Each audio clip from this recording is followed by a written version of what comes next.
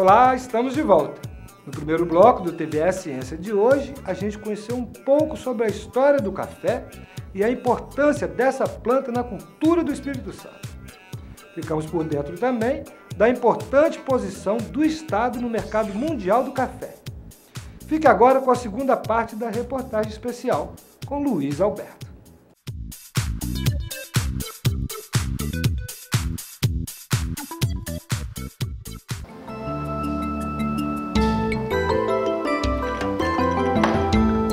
O gostinho do café está presente nas xícaras do mundo inteiro, mas para se tornar uma das bebidas mais consumidas do planeta, muita pesquisa e cuidado são necessários.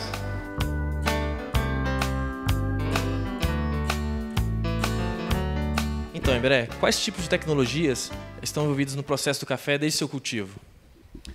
É um conjunto grande de tecnologias que envolve desde a simples escolha de uma área, a definição da cultivar que se vai usar, a destinação que você pretende dar ao seu café, a espécie que você vai cultivar em função das condições de clima e de solo que você tem na sua propriedade, ao sistema de cultivo que você vai adotar, se um cultivo irrigado, se um cultivo de sequeiro, se a cultura é consorciada, se não é consorciada. Então, é um conjunto de tecnologias existentes que você tem que sacar, dentre elas, aquelas que melhor se ajuste às suas necessidades, ao sistema de cultivo que você pretende usar, à condição de terra que você dispõe e às condições econômicas que você tem para investir em maior ou em menor espaço de tempo.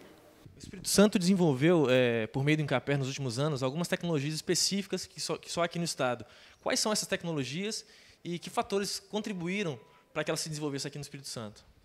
O Espírito Santo, a partir de 85, iniciou um programa de pesquisa com café, até muito em função da extinção do IBC. Os agricultores, os cafeicultores, sobretudo, ficaram órfãos de avanços tecnológicos que pudessem conferir a eles competitividade dentro do processo de produção de café. Então, o Estado, assumindo as suas responsabilidades, iniciou um processo de pesquisa e iniciou justamente pelo café Conilon, ou café robusta, como é conhecido no mundo inteiro.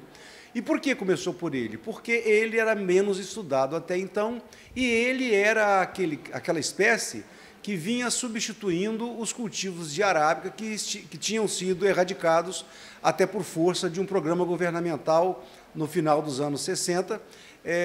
E então, com o advento do solúvel, com a utilização dos blends de torrado e moído no comércio varejista, o Conilon ganhou uma expressão maior. Ganhou uma expressão porque, isso no Estado do Espírito Santo, sobretudo, porque as condições em que o café é cultivado aqui são condições que se adaptam melhor às exigências do Conilon em relação às exigências do arábica, que é uma espécie mais exigente em clima, em temperatura e precipitação, ou na inexistência de deficiências hídricas importantes. O agricultor que plantava Conilon, ele plantava Conilon da semente que ele colhia do vizinho dele ou da propriedade que ele já tinha, e ao fazer isso, ele fazia sem qualquer critério e conduzia essa planta da mesma forma que ele conduzia a planta de arábica. E são plantas do mesmo gênero, mas são espécies totalmente distintas, né? Então, o que nós fizemos foi começar pelo processo de criação de variedades que fossem ajustadas às condições de clima e de solo onde o café é cultivado no Estado. Então, começamos a selecionar, numa população de grande diversidade de plantas, aquelas que possuíam as características que mais me agradavam.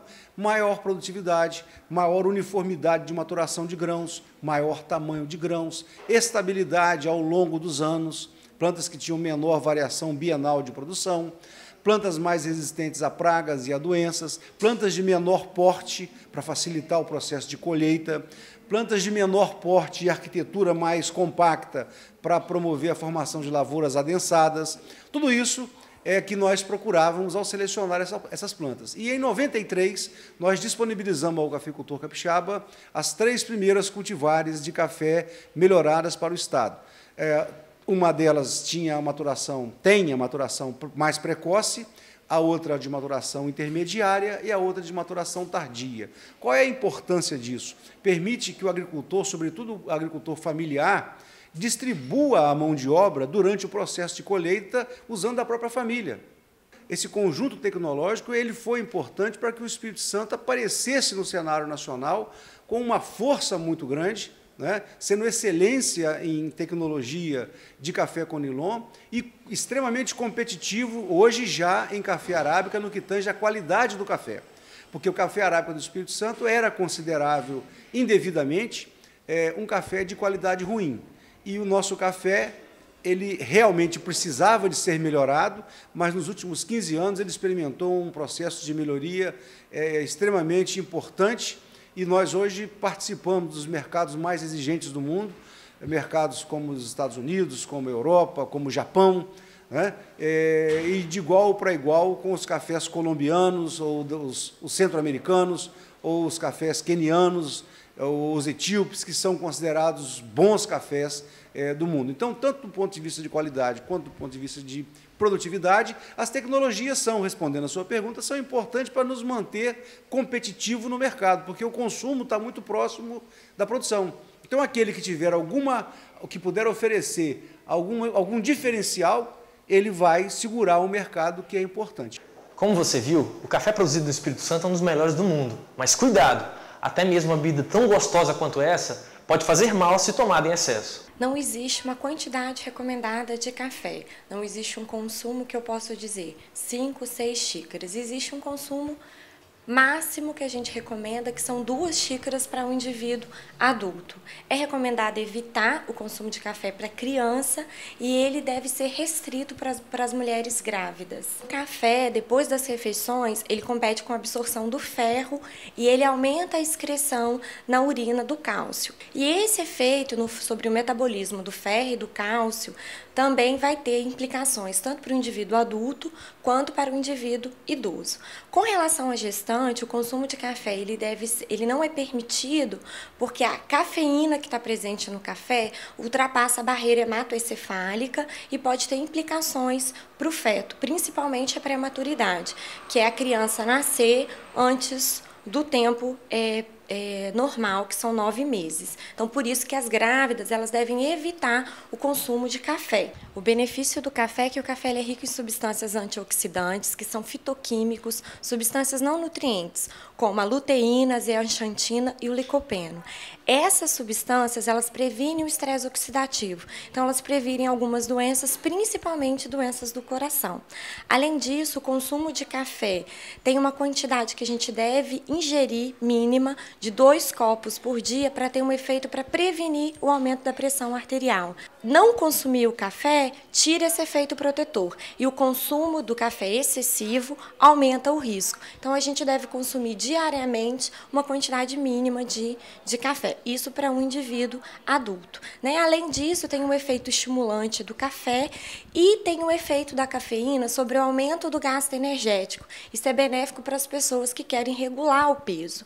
O que acontece? Toda vez que eu faço uma refeição, para eu metabolizar os alimentos que eu acabei de consumir, eu tenho um gasto de energia. Quando eu consumo o café, esse gasto de energia para aumentar o metabolismo, para fazer o metabolismo da refeição, ele aumenta com o consumo de café. Então, também teria esse efeito benéfico. E a gente não pode esquecer que a maioria das vezes que a gente consome café, nós consumimos café com açúcar. E o açúcar tem efeitos prejudiciais para a saúde. Então, qual que é o problema do consumo do café? Aquele indivíduo que consome vários cafezinhos ao longo do dia com açúcar. Esse é o grande malefício. E muitas vezes de estômago vazio, e o café ele é irritante para a mucosa gástrica. Então, aí é o grande problema de consumir o café.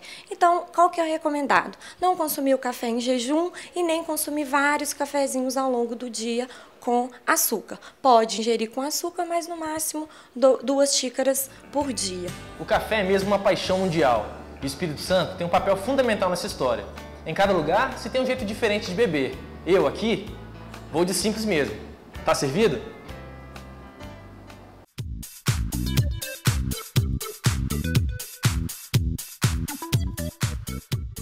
Nosso programa está chegando ao fim. Espero que você tenha gostado. Ele foi produzido pelos alunos da disciplina de Jornalismo Científico na TV da Universidade Federal do Espírito Santo, a UFS. Dê sua opinião e ajude a gente a escolher outros assuntos do TV É Ciência enviando um e-mail para esfazciência@yahoo.com.br ou tvesciência@yahoo.com.br. Você também pode assistir de novo esse programa ou outras edições anteriores no endereço www.videoiarte.com.br. Tudo de bom para você e até o nosso próximo encontro. We'll be